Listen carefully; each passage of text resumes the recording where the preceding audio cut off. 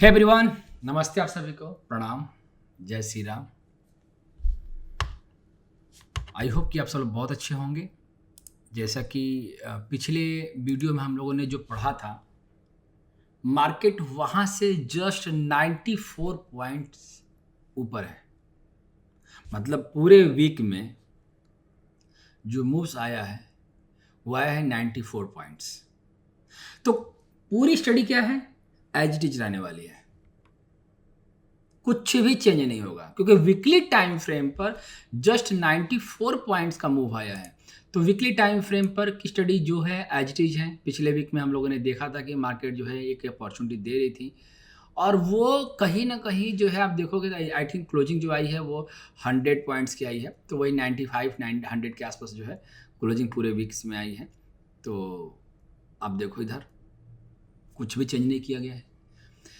और यहाँ पर वीकली टाइम फ्रेम के बाद जब हम लोग डेली टाइम फ्रेम पर शिफ्ट होते हैं तो आगे बढ़ने से पहले आपसे एक बात करनी है कि जिस तरह से आप फ्रस्ट्रेटेड हो और आप अपना गुस्सा निकाल रहे हो दूसरों के ऊपर या फिर मेरे ऊपर, ये फ्रस्ट्रेशन दिखती है और ये कहीं ना कहीं लाजमी भी है। तो मैं उस विषय पर कुछ नहीं बोलूँगा क्योंकि बोलने का अधिकार सबको है, लेकिन जितना गुस्सा आपको है उतना ही गुस्सा मुझे भी है। ऐसी मार्केट बहुत रेयर मिलती है। समझ में नहीं आता कि एग्जैक्टली चल क्या रहा है। ये कॉम्प्लेक्स करेक्शन है। तो एक भाई ने बताया भी था कि कॉम्प्लेक्स करेक्शन रीड करो, समझ में आएगा। क्या ये बात यहाँ तक वैलिड है? ये तो किसी को समझ में नहीं आ रहा कॉम्प्लेक्स करेक्शन। तो ये भी तो पकड़ा गया था, यहाँ से यहाँ तक के मूव को पकड़ा गया, यहाँ से यहाँ तक के मूव को पकड़ा गया। तो अगर चीज़ें मिस हो जा रही हैं, जैसे कि ये पूरा जो मूव कहीं ना कहीं मान लो समझ में नहीं आ रहा एक तरह से, और एक कॉम्प्लेक्स करेक्शन ही है जिसको समझना थोड़ा मुश्किल पड़ रहा है। बट इसमें ट्रेडिंग कब की जाएगी? तो ट्रेडिंग के लिए वेट करना पड़ता है, बहुत पेशेंस लगेगा, बहुत ज़्यादा पेशेंस लगेगा इस चीज़ को सरवाइव करने के लिए। क्योंकि अब मार्केट में ना ट्रेडिंग नहीं दिख रही है, अब मार्केट में सर्वाइवल होना मुश्किल है।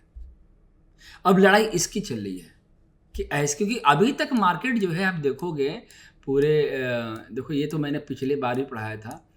तो पूरे अगर हम यहाँ से देखो 2020 के बाद मार्केट ने कभी भी इस तरह का मूव नहीं दिखाया।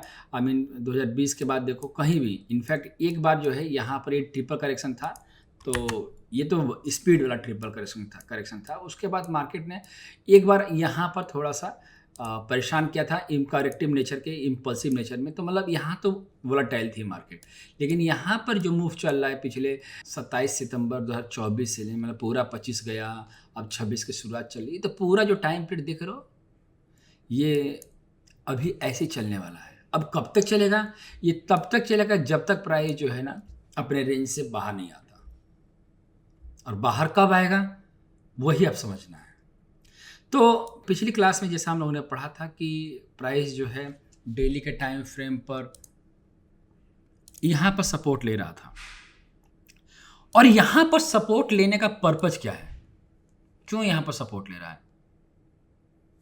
प्राइस यहाँ पर सपोर्ट इसलिए ले रहा है क्योंकि यहाँ से यहाँ पर एक इंडिकेटर रहता है जिसको 200 SMA DMA कहते हैं, वो भी है, क्लस्टर भी है और टाइम पीरियड भी है। इसलिए प्राइस जो है पूरे वीक में यहीं से सपोर्ट लिया है।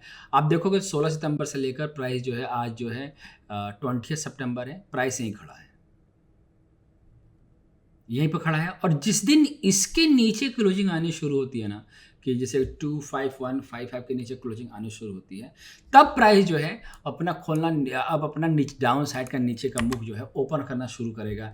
आई मीन ये हो सकता है कि प्राइस जो है इस मूव में आ जाए तकरीबन 25,155 के नीचे जब क्लोजिंग देना शुरू करे, तो हो सकता है कि दोबारा इस चीज़ को रीसेट कर जाए, 24,665 को भी रीसेट कर जाए। और अगर आइडियल फॉल की बात किया जाए कि आइडियल फॉल कितना आ सकता है सी का, अगर हम सी इसको रीड कर रहे हैं तो आइडियल फॉल यही रहेगा और इसको चेंज नहीं किया गया। तो ये यहीं पर मैंने आप लोगों से पूछा भी था कि सी की काउंटिंग कैसे की जाएगी, और वो क्वेश्चन जो है स्टिल वैलिड है। खैर किसी ने क्वेश्चन का आंसर नहीं दिया है इस पर कि कैसे सी की काउंटिंग करोगे। तो क्वेश्चन अगर मैं पूछ रहा हूँ तो आप जवाब देना चाहिए। आप लोग कमेंट निगेटिव कमेंट करते हो, अच्छी बात है, लेकिन यहाँ से इस चीज़ को इसको भी थोड़ा सा देखो, यहाँ पर भी थोड़ा सा नज़र डालो कि कैसे काउंट करोगे। मैं बताऊँगा, लेकिन कब बताऊँगा? ये जिस दिन ये 25155 के नीचे क्लोजिंग देगी तब ये बात समझ आएगी, और ये मुझे ही नहीं, ये आपको भी समझ में आ जाएगा कि जिस दिन ये 2515 के नीचे क्लोजिंग दिया ना, तो फिर तो ये काउंटिंग ये क्लियर होना शुरू हो जाएगा कि सी है, या फिर कहीं ना कहीं 1 2 3 4 5 ही चलना शुरू कर देगा।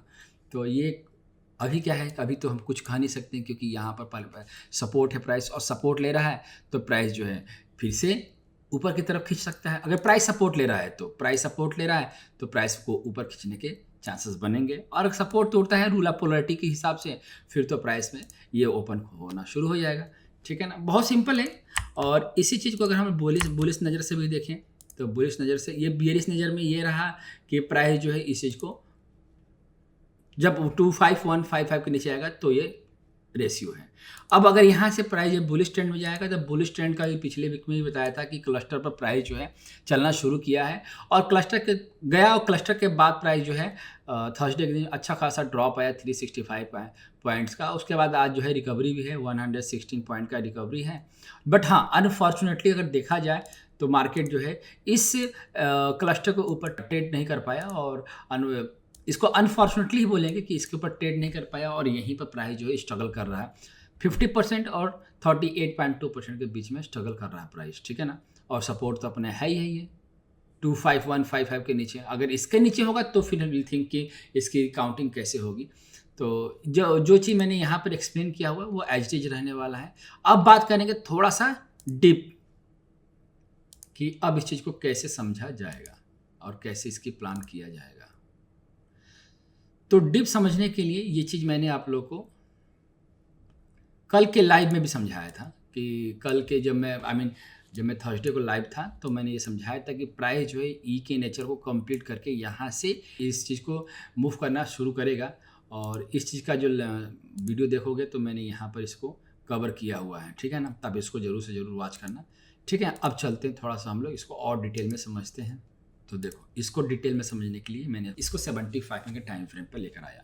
75 मिनट टाइम फ्रेम पर अगर हम देखते हैं कि ये जो स्ट्रक्चर गया है, यहाँ से मेन जो काउंट का जो मूव समझ में नहीं आ रहा लोगों को, वो ये है कि इसको क्या रीड किया जाए।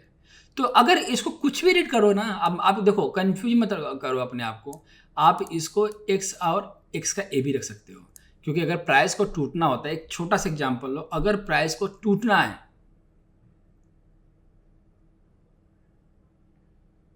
तो अभी क्या है कि यहां से यहां तक का मूव देखो कितना है, 8 है। तो कोई भी करेक्शन अपने स्विंग का 5 टाइम्स ले सकता है, मैक्सिमम 3 टाइम्स मिनिमम होता है और मैक्सिमम 5 टाइम्स होता है। तो अगर हम देखें कि तो यहां से यहां तक का जो फॉल आया है वो कितना है जी, ये मोर देन 10 टाइम्स है, 10 टाइम्स। और जैसे वो 5 टाइम को क्रॉस करना शुरू कर दे, कॉम्प्लेक्स में एंट्री शुरू हो जाती है। और कॉम्प्लेक्स कहां कहां बनते हैं, तो वेव 4 और वेव बी में बनता है, वेव 4 और वेव बी। तो ये जो आप पार्ट देख रहे हो, ये पार्ट जो है किसी का ये बी हो सकता है, ये बी ही है दिखाई दे रहा है, क्योंकि बी और 4 में ही होता है, या फिर 4 होगा और 4 होने का चांस दिख नहीं रहा है।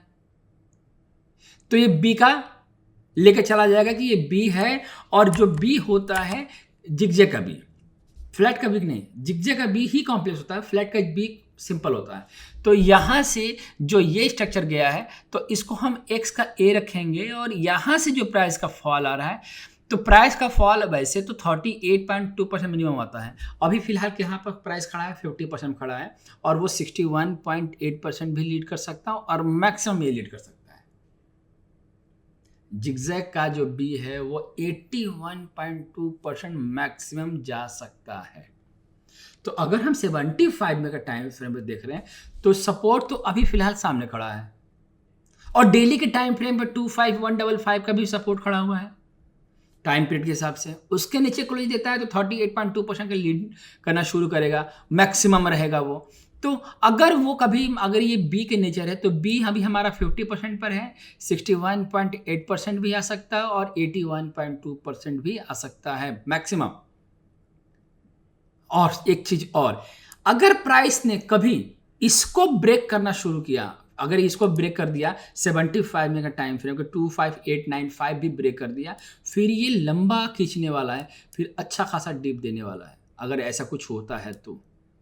और अगर मान लो कि ये प्राइस जो है यहाँ से ए गया और ये स्ट्रक्चर जो है 50% या 61% के यहाँ आसपास फिनिश हो जाता है, तो जो ये प्राइस रिवर्स करके निकलेगा ये क्या बनेगा, ए बना और ये बी बना, और इसी का आप यहाँ से यहाँ तक रिट्रेसमेंट डाल देना और 127% जो है मार्क कर देना, और वो 127% जो है कहाँ आ रहा है, ये आ रहा है एक्स और सी एग्जैक्ट 111% पर आ रहा है, 111% पर। तो अभी फिलहाल के लिए ना ये जो सी का जो फॉर्मेशन यहाँ से होगा, अगर ये ऐसा बनता है तो ये स्ट्रक्चर जो है एक्स का सी ही रीड किया जाएगा, उसके बाद फिर से प्राइस का डाउनफॉल जो है कभी रीड किया जाएगा। फिलहाल के लिए ऐसे ही प्राइस को रीड करेंगे हम लोग। और हाँ, ये मैं लेके चल रहा हूँ कि ये जो पूरा एक्स हम जिसको मार करने वाले हैं, एक्स जो है वो जिगजैग के नेचर में चल रहा है, जो मैं देख रहा हूँ कि ये पूरा स्ट्रक्चर जो है जिगजैग में जा रहा है, इसीलिए ज़्यादा टाइम पीरियड ले रहा है। तो अगर कोई प्राइस जो है इधर कहीं से फिर से दोबारा में सपोर्ट ले लिया तो सी की तैयारी करेंगे। और अगर प्राइस जो है देखो वैसे बी मैंने बता दिया है कि बी जो है 81.2% तक आ सकता है, अब बी का ही पार्ट रहेगा, ये तोड़ेगा, इसके नीचे क्लोजिंग आने शुरू हो जाती है, फिर थोड़ा सा प्राइस जो है और नीचे ड्रॉप करेगा, स्पीड में ड्रॉप करेगा सी के लिए। लेकिन अगर ये कहीं से सपोर्ट लेता है तो आप इस चीज़ को ऐसे ही रीड करोगे, ठीक है ना। तो बहुत सिंपल था इस बार का आउटलुक, और मैं आपसे उम्मीद करूंगा कि आप इसको ऐसे रीड करोगे और इस चीज़ को अपनी स्टडी पर अप्लाई करोगे, ठीक है। कैसा लगा आउटलुक मुझे कमेंट करके बताना, और ये आउटलुक मैं जो है आपको यहाँ पर पोस्ट कर दूंगा, ठीक है ना। आप यहाँ से भी चीज़ें को उठा सकते हो एक्स पर, ठीक है। चलो मिलते हैं, अपना ख्याल रखिएगा आप लोग, नमस्ते आप सभी को।